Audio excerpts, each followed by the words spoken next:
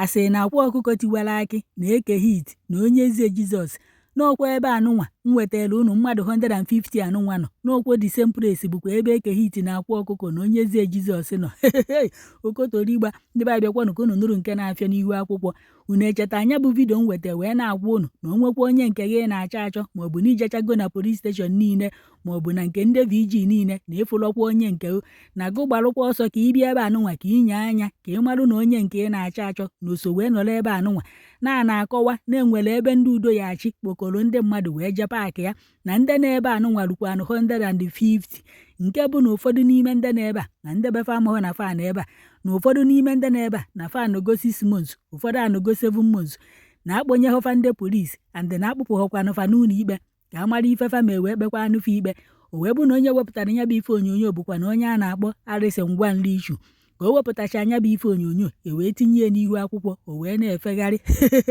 maka a na-akọwa na-enwere ike ọ bụrụ na ndị polisi amarọkwanụ na ndị udo ya achị na ndị agụ na-eche mba gbosakwanụrụ ndị ebe anụnwa nke bụzi na nya bụ ife na-efegharị n'ihu akwụkwọ onu na-ekwuchitere ndị uwe ojii na Anambra steeti onye nke a na-akpọ Tochukwu Ikenga wee fụzie nya bụ ife bịakwanụ ka unu nụrụ ife o dere na odejukwala akwụkwọ nke bụkwanụ na onye nke a na-akpọ Harrison Gwamnishu lepụrụ anyị kwanụrụ ya nya bụ ife o dere o kwuru maka very dark black man o kwuru maka onye nke a na-akpọ Harrison Gwamnishu unu echetara na before wee weta ndị udo ya achị na ndị agụ na-eche mba na gọvanọ na-achị Anambra steeti nwere ife o kwuru mgbe ahụ wee sio na onye ọbụla ndị udo ya achị maọbụ ndị agụ na-eche mba kpụtarụ na emecha na faya akpụrụ onye ahụ wee hanye n'aka ndị uwe ojii na ọ bụ na emecha onye ahụ nyocha na nzacha na ife Tochukwu Ikenga na-akọwakwa ọkịta anụnwa bụ na fa nwere idea na ndị ahụ n'ebe ahụ nọkwa ebe ahụ na nke a bụrụkwa nke na fa nwere idea na fa ma na ndị ahụ n'ebe ahụ n'ebe ahụ wee na-akọwa na onye nke bụ Harrison Gwamnishu nọ na-asị asị na nya bụ vidio o mere abụrụkwa vidio ọfụ na nya bụ vidio bụ vidio mgbe ochie vidio 1975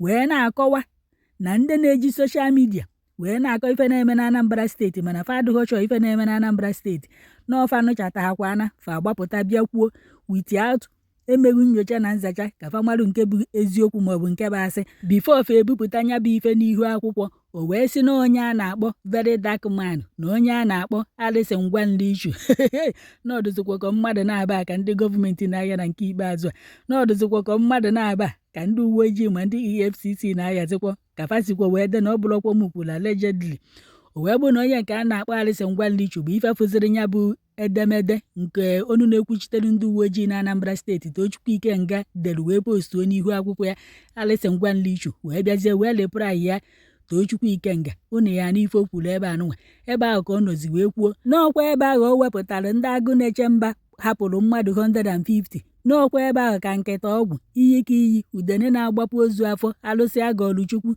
the only native doctor na-enye 4 days ọgwụ ya ele n'ọkwa ebe ahụ ka ọ nọ eke hit n'ọkwa ebe ahụ ka onye eze Jizọs ọjọọ ka agọ mmụọ father all the mens anyị ga na-esiri mens a na-esiri anyị who you follow matter who you matter follow n'ọkwa ebe ahụ ka ọ nọ na onye nke a na-agba akwa ọkụkọ tiwara aka onu m ka ihe eji wee marụ m adreesị ndị ọba bishọp ndị ọba n'ọkwa ebe ahụ ka mmadụ na-anụ nwanụ na ebe nke fa nọ bụ n'enu nya n'enu bụ VIP ndị nke ọzọ bụzi ndị nọ n'ala bịakwanụ ka unu ṅụrụ n'ọnụ ya na ọ bụrụkwa m ụkọrọ anụta aka alaeze okotorigba.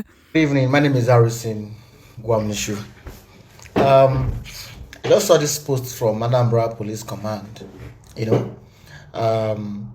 They said that the issue I raised happened long time ago.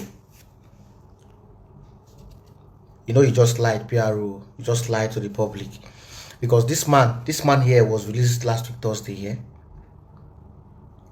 It was released last week Thursday here. This video was made on Tuesday. This video was made on Tuesday here.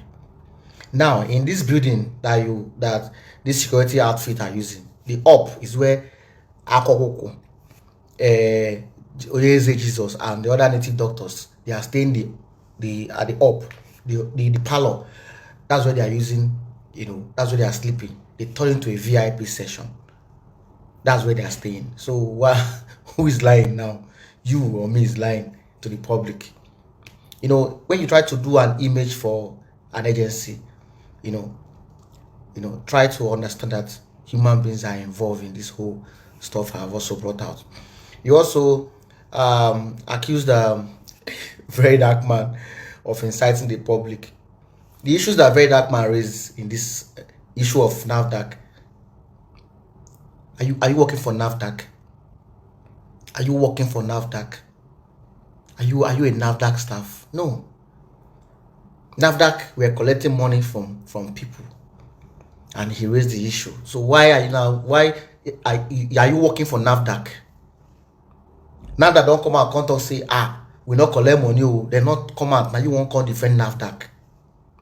And Mr. Piaro, Anambra State Police Command.